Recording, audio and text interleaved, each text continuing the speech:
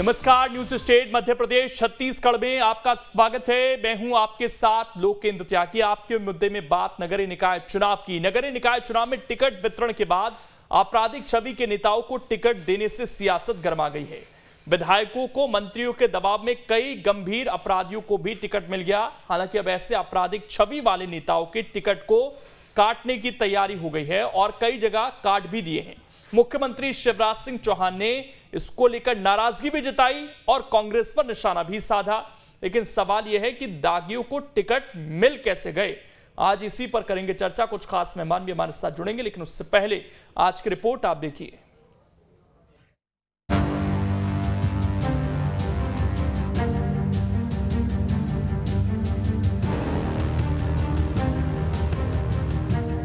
नगरीय निकाय चुनाव में अपने चहेतों को चुनाव का टिकट दिलाने के चक्कर में विधायक और मंत्री ये तक भूल गए कि जिसके लिए वो टिकट मांग रहे हैं आखिर उसका रिकॉर्ड कैसा है। और ऐसे में बिना जाने समझे बीजेपी में कई आपराधिक छवि वाले नेताओं और कार्यकर्ताओं को टिकट दे दिया गया। और ये खबर जब सीएम शिवराज तक पहुंची तो उन्होंने आपराधिक छवि वाले नेताओं के टिकट काटने के निर्देश दिए। उन्होंने कहा कि राजनीति का आपराधीकरण नहीं होने दिया जाएगा।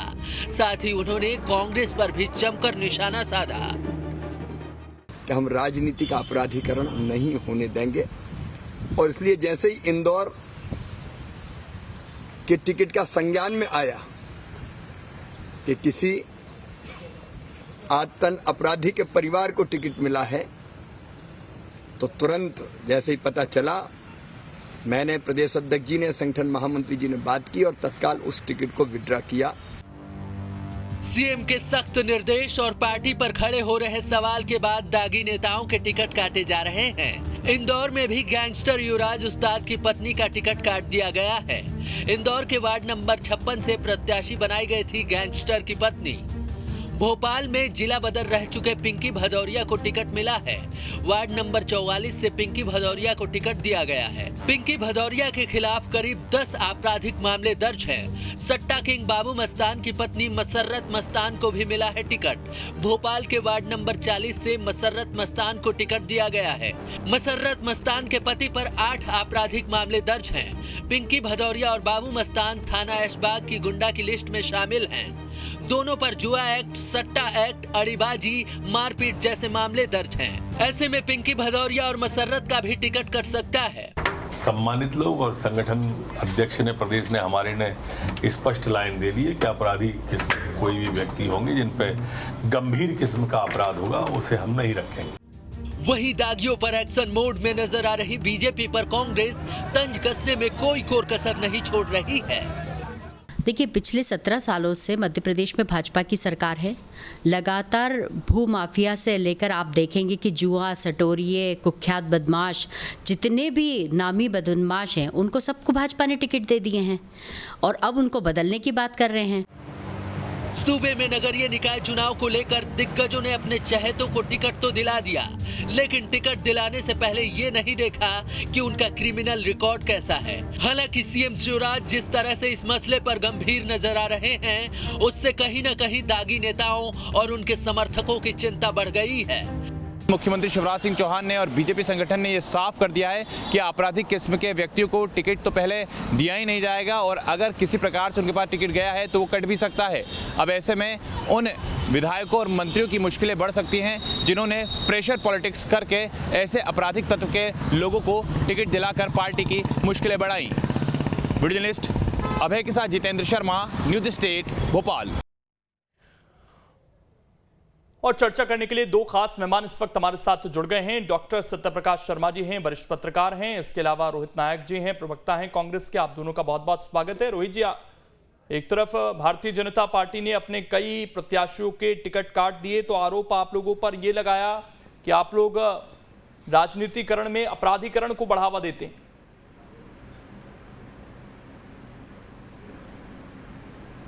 देखिए, मैं ये कहना चाहता हूं कि ये मुद्दा कांग्रेस ने उठाया है, इसका जवाब भाजपा दे रही है। भाजपा इसको दबाने की कोशिश कर रही है, ना कि कांग्रेस। जो भी जितने भी ये दागी नेता हैं या ये गुंडे बदमाश हैं जिनको ये टिकट्स दी गई हैं, उस पर कांग्रेस ने सवाल उठाया था। और ये ढका मुंधी का के जो खेल है ये शिवराज सिंह जी खेल रहे हैं। ये छुपाना चाह रहे हैं, अपना फेस बचाना चाह रहे हैं, अपना चेहरा साफ दिखाना चाह रहे हैं जनता को, और इसीलिए इनने ये टिकट्स बदली हैं। इनकी क्या इनकी संज्ञान में आया, ये मुख्यमंत्री हैं, इनकी संज्ञान में लाया गया कि अपराधियों को टिकट बांटी जा रही है? तो क्या ये सूडो मुख्यमंत्री हैं?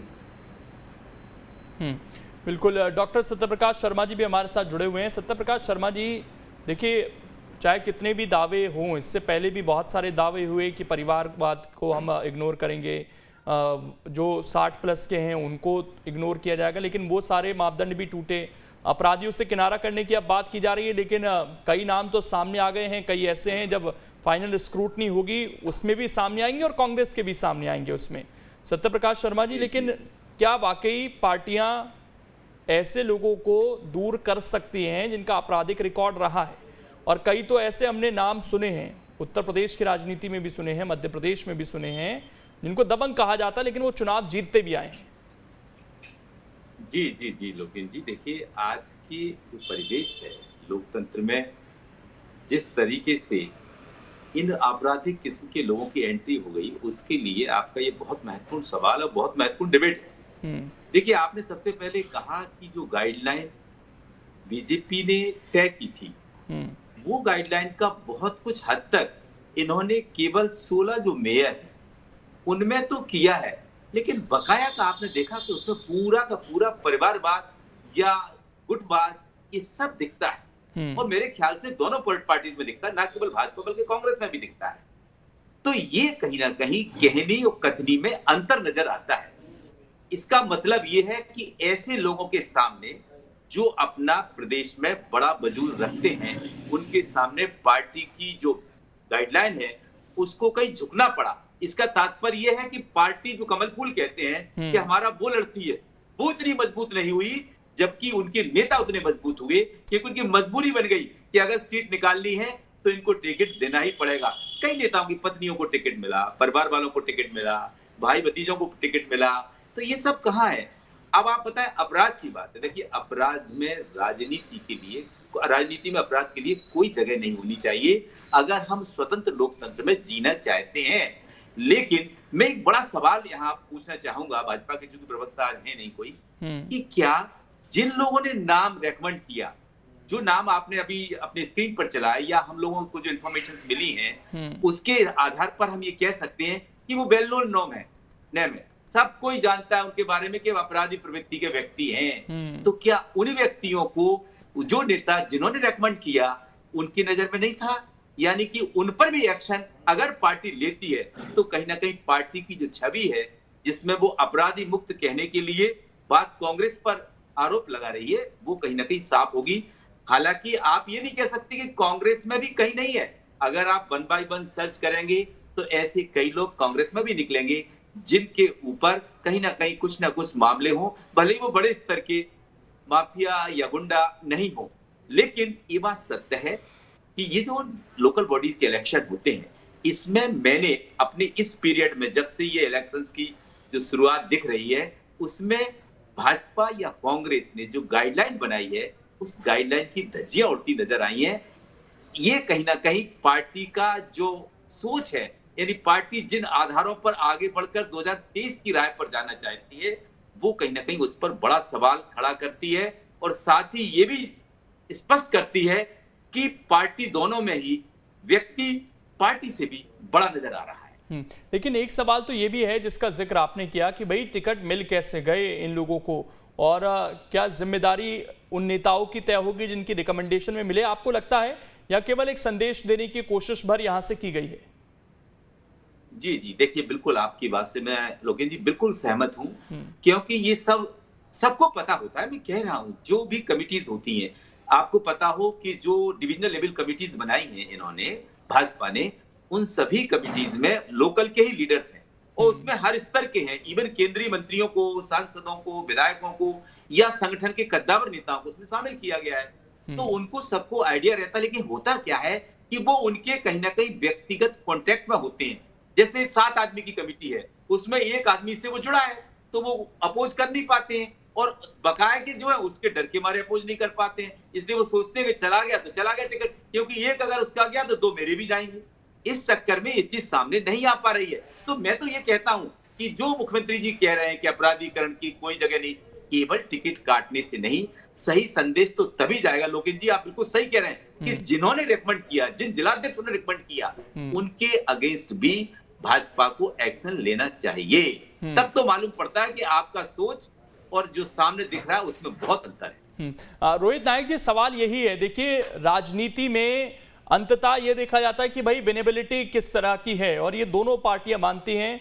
कई ऐसे लोगों को टिकट दे दिया जाता है जिनकी विनेबिलिटी पार्टियों को दिखती है, अब उनका रिकॉर्ड किस तरीके का रहा है फिर वो पीछे रह जाता है। तो क्या वाकई राजनीतिक पार्टियां अपराधियों से दूरी बनाना चाहती हैं? अगर ऐसा होता तो जो हर साल हम लिस्ट देखते हैं जब स्क्रूटनी होकर आती है तो तमाम विधायक प्रत्याशियों पर, पार्षद प्रत्याशियों पर अनेकों आपराधिक मामले होते हैं, फिर तो ये साफ सुथरे होने चाहिए थे। राजनीति में किसी नेता पर कोई केस ही नहीं होना चाहिए था। देखिए, राष्ट्रीय राजनीति में जो राहुल गांधी जी ने सबसे पहले मैसेज पास ऑन किया था वो उससे सभी लोग अवगत हैं। दागी नेताओं के लिए, अपराधियों के लिए राजनीति में कोई जगह नहीं होना चाहिए, क्योंकि ये इनका एक विशेष आभा मंडल होता है। ये एक विशेष प्रकार की राजनीति, दबाव की राजनीति कर कर वोटर्स को प्रभावित करते हैं। मेरा ये कहना है कि जब भी राजनीति में इस तरह का कोई दिशा, इस तरह की कोई गति मिले तो उसको अंकुश लगाने का काम भी राजनीतिक दलों के नेतृत्व को करना होता है। अगर हम ये कहें कि हमको जानकारी ही नहीं थी, संज्ञान में ही बाद में आया, तो आप किस संगठनात्मक ढांचे की बात करते हैं? नहीं तो भाजपा कहती है आज की तारीख में कि वो देश की सबसे बड़ी पार्षद का पता पार्टी है कि कौन कौन पार्षद चुनाव लड़ रहा है जिले स्तर पर। आप तो ये खुद कहते हैं ना कि जिले स्तर पर हो गई। क्या कमलनाथ जी को पता है? उन्हीं के हस्ताक्षर से एक साइन हुआ है। मैं ये दावे से कह सकता हूं कि कमलनाथ जी की जानकारी में एक जी बिल्कुल, मैं ये दावे के साथ कह सकता हूं, जिस तरीके का उनकी कार्यप्रणाली है, कार्यशैली है, जितनी गहराई से वो अपनी पार्टी और अपने कार्यकर्ताओं के विषय में जानकारी रखते हैं, मुझे लगता है कि और कोई नेता सर्वमान्य रूप से नहीं रखता होगा।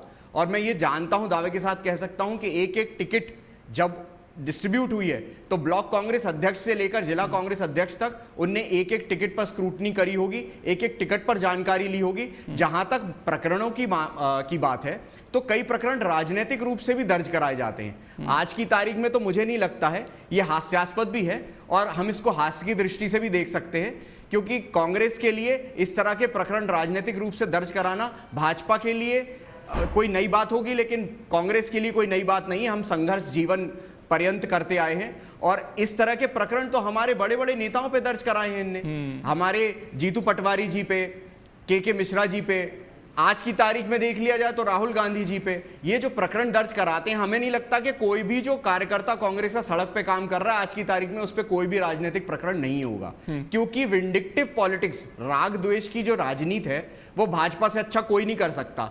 आपके संज्ञान में एक तथ्य लाना चाहूंगा, चूंकि हम इस डिबेट में बैठे हैं, कि पिछले 8 सालों में 5300 प्रकरण ईडी ने दर्ज किए हैं। उससे पहले 112 प्रकरण थे मात्र। ईडी के संज्ञान में दर्ज किए हुए प्रकरण ऑन रिकॉर्ड 112 थे। आज की तारीख में 5400 प्रकरण हो गए, मतलब पिछले 8 साल में 5300 प्रकरण ईडी ने दर्ज किए हैं। तो ये प्रकरण किस दृष्टि से दर्ज किए जा रहे हैं? राजनीतिक रूप से बीजेपी जो मुखबिरों की पार्टी रही है, विश्व स्तरीय मुखबिर रहे हैं इनके यहां पर। आज मैं कोई आश्चर्यचकित नहीं हूं कि इनके पैनल से कोई बैठा नहीं है, लेकिन ये बात स्पष्ट है कि भाजपा की राजनीति विंडिक्टिव है। हाँ, बहुत अच्छी बात है, मैं उनका स्वागत करता हूं। मैं चाहता हूं कि वो जवाब दें इस बारे में कि अजय बिष्ट जी किस तरीके से मठ के प्रधान बने, उस पर बात करें। अमित शाह जी, उन पर कौन से प्रकरण, इस पे बात करें। भोपाल से हम लोग हैं, मध्य प्रदेश में रहते हैं, हम सभी जानते हैं कि सीएम शिवराज सिंह चौहान जी के नेता बनने के पूर्व जब विद्यार्थी परिषद और जब वो छात्र राजनीति कर रहे थे तो कौन सा प्रकरण दर्ज हुआ था और उन्हें 3 दिन कहां पर फरारी काटी थी, इस पर जवाब दे दें। लेकिन वही बात है ना, आप उनको राजनीति से जोड़कर देख रहे हैं तो वो भी यही आरोप लगाते हैं कि जब हम विपक्ष में रहते हैं तो हम पर भी इस तरह के आरोप लगते हैं। अभी थोड़ी देर में अभय प्रताप जी जुड़ जाएंगे तो मैं उनसे जवाब लूंगा, लेकिन उससे पहले सत्य प्रकाश जी, मैं एक रिएक्शन उनका ले लेता हूं। आप बिल्कुल उनसे जवाब लीजिए, और हम ये नहीं कहते हम, लेकिन प्रकरण किस नेचर का है? प्रकरण जो दर्ज हुआ है वो क्या दागी स्तर का है या राजनीतिक है? अब आज की तारीख में जेब कट होना और राजनीतिक सड़क पे संघर्ष करते हुए प्रकरण खाना, ये दोनों बातें बहुत अलग अलग है। ठीक, सत्य प्रकाश जी, ये दोनों को डिफरेंशिएट करना पड़ेगा क्या? क्योंकि अब आप राजनीति में हैं, तो जब तक 2-4 केस दर्ज नहीं होंगे तब तक तो कद भी बड़ा नहीं होता नेता का। लोकेन जी देखिए, ये चीज देखिए, कई बार कुछ ऐसे केसेस भी होते हैं जिनमें लोग झूठे भी फंस जाते हैं और राजनीतिक भी केस होते हैं, लेकिन कुछ लोगों की प्रवृत्ति या प्रकृति ही वैसी होती है। देखो, बेसिकली विरोध उन लोगों का होना चाहिए जिनका हिस्ट्री क्रिमिनल हो, जिन पर 1-2 नहीं कई हीनियस क्राइम जैसे केस अगेंस्ट उनके रजिस्टर्ड हो। मेरा कहने का तात्पर्य यह है कि राजनीतिक केस तो कई लोगों पर होते हैं राजनीति में, क्योंकि वो गवर्नमेंट जॉब में तो है नहीं। अगर गवर्नमेंट जॉब में होते तो निकाल दिए जाते। अभी आप देखिए, मध्य प्रदेश में जो कैबिनेट है, उस कैबिनेट में कई मंत्रियों के खिलाफ कोई केसेस होंगे जिनकी आपराधिक प्रवृत्ति रही होगी। कई एमएलए हैं, हम आपको कई एमएलए के नाम गिना देंगे। लेकिन मेरा कहने का तात्पर्य है कि समाज में एक ऐसा मैसेज पास ना हो कि जिनके कारण समाज आतंकित रहता हो, वो क्षेत्र विशेष आतंकित रहता हो, चाहे उन पर किसी 302 के मामले हो, 420 के मामले हो, या एक्सटॉर्शन के मामले हो, या रेप के मामले हो। अगर ऐसे मामलों में लोग लिप्त हैं, ऐसे लोगों को तो कम से कम राजनीति से दोनों पॉलिटिकल पार्टीज के लिए ना केवल टिकट विड्रॉ करना चाहिए, बल्कि उनको पार्टी से रिमूव कर देना चाहिए। तब तो वाकई आप इस चीज के अगेंस्ट हैं। लेकिन आपने बिल्कुल अच्छा कहा था, अभी मैं आप उस चीज को सुन रहा था कि जो विनेबल कैंडिडेट हैं, पार्टीज क्या सोचती हैं कि हम अगर इसको टिकट ड्रॉप करते हैं इसका, तो हो सकता है कि इस वार्ड में हम अपनी पार्टी को जीत ना दिला सकें, इसलिए मजबूरन उन सब चीजों के बावजूद भी वो इसको टिकट ग्रांट करते हैं। उसके कारण उनको सीट भी मिलती है, ये भी पक्की बात है। लेकिन ये आप मान के चलिए कि जो भी आपराधिक प्रवृत्ति के लोग हैं, आज भी समाज में बाहुबलियों का बोलबाला है, अर्थ का बोलबाला है, जागरूकता समाज में आई है। सत्य प्रकाश जी, 2018 के कुछ आंकड़े हैं, देखिए, तो पार्षदों की जब स्क्रूटनी हो जाएगी तो पूरी डिटेल्स हमारे सामने आ जाएंगी, जब चुनाव आयोग इसको लेकर कुछ सूची जारी करेगा। लेकिन विधानसभा के मैं आंकड़े 2018 के बता देता हूँ। 230 सदस्य विधानसभा में 94 यानी 41% विधायक दागी थे उस वक्त। 47 विधायक यानी 20% पर गंभीर मामले दर्ज थे। कांग्रेस के 56 और बीजेपी के 34 विधायकों के खिलाफ मामले दर्ज थे। 2013 के मुकाबले 2018 की विधानसभा में दागियों की संख्या बढ़ गई थी। सांसदों की बात करें, मैं उसकी भी थोड़ी सी डिटेल दे देता हूं, क्योंकि बात ये हो रही है कि भाई राजनीति में अपराधीकरण कौन कर रहा है। तो 43% सांसदों पर केस निकले हैं। 542 सांसदों में से 233 पर आपराधिक मामले दर्ज हैं। तो रोहित नायक जी, सवाल तो यह है कि ये सारे राजनीतिक मामले नहीं है सर, इनमें आपराधिक मामले भी हैं। इसमें कांग्रेस के सांसद कुरियाकोस पर 204 मुकदमे दर्ज हैं। अब बताइए। देखिए, आईपीसी की कोई भी धारा लगेगी तो वो तो आपराधिक मामला ही होगा, लेकिन मंशा क्या है? नहीं, मैंने तो न्याय प्रक्रिया में ये माना जाता है कि प्रकरण करने के जो हमारे विधायक हैं उसमें से 20% यानी 47 विधायक में से 20% पर गंभीर मामले दर्ज हैं, वो राजनीतिक वाले मामले नहीं है। हाँ, बिल्कुल, मैं वही कह रहा हूं। आपराधिक मामले की मैं आपका उसका विश्लेषण करके आपको बता रहा हूं कि आईपीसी की अगर कोई भी धारा लगेगी तो वो तो आपराधिक मामला ही होगा, लेकिन वो मंशा क्या है, किसने दर्ज कराया, क्यों हुआ। आज की तारीख में जितने भी पारिवारिक मामले दर्ज होते हैं या फिर अजाक्स के मामले दर्ज होते हैं, वो सारे प्रेरित होते हैं, उनके पीछे भी राजनीतिक या फिर पारिवारिक मंशा होती है। तो हम मंशा को भी जाने, इंटेंशन क्राइम के लिए बहुत इंपॉर्टेंट है। अब आते हैं इस बात पर कि इतने दागी लोग कहां से आ रहे हैं। मुझे लगता है कि ये इन्फ्लुएंस करने के लिए कुछ लोगों को प्लांट किया जाता है, क्योंकि इनको राजनीतिक रूप से इस्तेमाल किया जाता है तो बाद में इनको ओबलाइज किया जाता है। सत्ता पक्ष के लोग ज्यादातर इस तरह की घटनाएं, इस तरह के लोगों को प्रमोट करते हैं, क्योंकि उनको सत्ता में रहने के लिए इस तरह के आपराधिक व्यक्तियों की आवश्यकता होती है। तो अगर आज की तारीख में 17 साल से भाजपा पावर में है, सत्ता में हैं, तो आप देख लीजिए किस तरह के दागी लोगों का उनने संरक्षण किया मैं जवाब ले हम लेता हूं 2 उस दिन पर। पूर्व अभय की प्रताप बात कर जी लें। हमारे साथ जुड़ गए हैं। अभय जो- प्रताप जी, एक सवाल पूछा जा रहा है कि ये बड़े बड़े क्राइम जिन पर दर्ज हैं उनको पार्षदी का टिकट कैसे मिल गया, और ये सवाल पूछा जा रहा है कांग्रेस की तरफ से कि आप तो कहते हैं कैडर बेस्ड पार्टी है, हर चीज बड़े नाप तौल कर दी जाती है, हीरे निकाल कर लाए हैं आप, ये दावा किया जा रहा था। इन हीरो में ये आपराधिक मामले कहां से आ गए?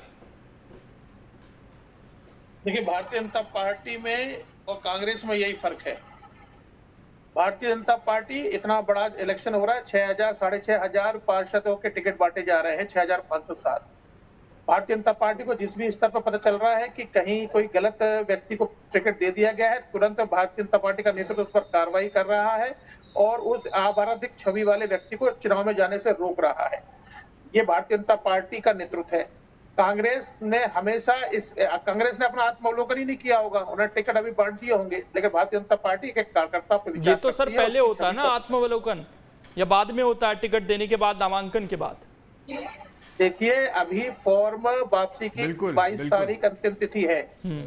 भारतीय जनता पार्टी ने उससे पहले ही कार्रवाई की है। बी फॉर्म उन्हें नहीं दिया गया है, बी फॉर्म दे देते तो सिंबल उनका हो जाता, उससे पहले ही कार्रवाई भारतीय जनता पार्टी ने समय रहते की है। तो ये इन लोगों को जिन्होंने टिकट दिलवाया, ये ऐसा तो है नहीं सीधा बायोडेटा 18 लेकर आया, आप लोगों को फाइलिंग की टिकट दे लास्ट दिया? डेट थी, बी फॉर्म नहीं दिया था, तो फाइलिंग तो कैसे हो गई? पैरवी कैसे, इनकी पैरवी किसने की? और रोहित जी भी सवाल पूछ रहे हैं, उसका भी जवाब दीजिए। वो भी पार्टी अपने स्तर से इसकी जानकारी निकाली होगी पार्टी ने, लेकिन पार्टी के संज्ञान में जैसे ही ऐसे छवि वालों की ध्यान में लाया गया, पार्टी ने तुरंत कार्रवाई की। यही तो पार्टी ने, तो हमारे नेतृत्व की संवेदनशीलता है।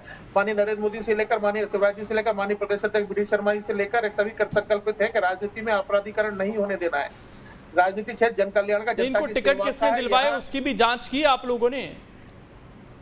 टिकट 18 तारीख को मिल चुकी थी, बी फॉर्म फाइलिंग की डेट 18 तारीख थी, 22 तारीख वापस लेने की तारीख है। टिकट कटना मतलब बी फॉर्म इश्यू हो चुका था, इनने टिकट रोहित काटा जी- है, इसका मतलब यह कि बी फॉर्म रोहित- इश्यू हो चुका था। तो क्या इनके रोहित संज्ञान जी- में बाद में आया? रोहित जी, जांच तक बी फॉर्म दिया जा सकता है। जब फॉर्म की जांच होती है, जब तक आज जांच जी? हो रही थी, जब फॉर्म की जांच होती है उस समय तक बी फॉर्म निर्वाचन आयोग के नियम होते हैं भाई साहब, और 18 तारीख आखिरी तारीख थी फॉर्म फाइल करने की, 22 तारीख फॉर्म वापसी की तारीख है। आज फॉर्म की जांच अब फॉर्म निकाले जा सकते हैं, डाले नहीं जा सकते। आप थोड़ा जानकारी करिए। जिस फॉर्म में जो त्रुटि रह जाती है, निर्वाचन आयोग लिख के देता है कि इसकी पूर्ति करिए, और वो जांच के समय उसकी पूर्ति की जाती है। किसी भी फॉर्म को बिना उसके निर्देशों के निरस्त नहीं आपने किया जाता टिकट है। अगर काटी तो हाँ। बी फॉर्म इशू किया, मैं ये प्रश्न कर रहा हूं आपसे। मैं वही आपसे कह रहा हूं कि जांच तक बी फॉर्म पार्टी दे सकती है। तो मतलब आपके संज्ञान में बी फॉर्म इशू करने के बाद ये जानकारी आई कि सामने वाला व्यक्ति दागी है। अरे मैं आपसे फिर कह रहा हूं कि समय रहते पार्टी ने चुनाव में नहीं जाने दिया अपराधिक छवि वालों को। सत्य प्रकाश जी कुछ पार्टी कहना ने चाह रहे हैं इस चुनाव में पर? जाने जी, से सत्य रोका प्रकाश है। जी। देखिए लोकेश जी, इसमें आप दो चीजें हैं। संगठनात्मक ढांचे से आते हैं, एक मिनट भारत की रोहित विश्व की जी सबसे सुने बड़ी जरा। पार्टी है आपकी, रोहित आपके जी, एक हिसाब मिनट, से। रोहित जी, एक मिनट, तो एक आप अगर संस्कारबद्ध राजनीति कर रहे रोहित हैं, जी, एक मिनट रुकिए। रोहित जी जरा थोड़ा समझने की बात है। देखिए, जब ऑफिशियल अनाउंसमेंट किसी पॉलिटिकल पार्टी ने कर दिया है, तो वो पार्टी की तरफ से बात तो निकल गई। जब अनाउंसमेंट कर दिया, लिस्ट जारी कर दी है, तो आपको बी फॉर्म देना मैंडेटरी होगा। लेकिन ये बी फॉर्म उस दिनांक तक दिया जा सकता है जिस दिनांक तक फॉर्म खींचने का टाइम रहता है। लेकिन ऑफिशियल अनाउंसमेंट हो गया। अब आपने कहा कि पार्टी हाईकमान देख रहा है या स्टेट बॉडी देख रही है। आपके जो ब्लॉक चीफ था उसने क्या देखा, आपके डिस्ट्रिक्ट प्रेसिडेंट ने क्या देखा, आपकी जो संभागीय समिति उसने क्या देखा? क्या आप वो कुछ नहीं है आपके लिए? आपके लिए केवल स्टेट बॉडी ही सब कुछ है। तो इसलिए आपने आप ये स्क्रूटिनी मान में के देखा चलिए। क्या? और सबसे बड़ी बात इसमें भोपाल इंदौर के नाम हैं, ये सबसे बड़े नगर निगम हैं। मेरा मेरे को जवाब दे दीजिए। जी जी भारतीय जनता पार्टी ने जिलों पर जो निर्णय हुए उसके लिए प्रदेश में एक अपील समिति बनाई। माननीय भगवान दास जी, माननीय विनोद घोटिया जी और हमारे उनके बंसीलाल गुर्जर जी के में उस अपील समिति में अपीलें आई। उस अपील में लोगों ने आपत्ति दर्ज की, जिस आपत्ति पर दर्ज की गई उस नहीं तो आपके यहाँ पर इतनी बड़ी पार्टी के यहाँ पर कोई भी जाकर टिकट ले सकता है क्या सर? आपकी संस्कारबद्धता पे प्रश्न कर रहे हैं। आप कहते हैं कांग्रेस लीडर बेस पार्टी है, आप केडर बेस पार्टी। चलिए समय इतना ही आज अभय प्रताप जी थोड़ा देरी से जुड़े और सवाल उनसे पूछे जाने चाहिए थे। फिलहाल शुक्रिया आप सभी का जुड़ने के लिए और इस डिबेट का हिस्सा बनने के लिए। छोटा सा ब्रेक, खबरें लगातार जारी है।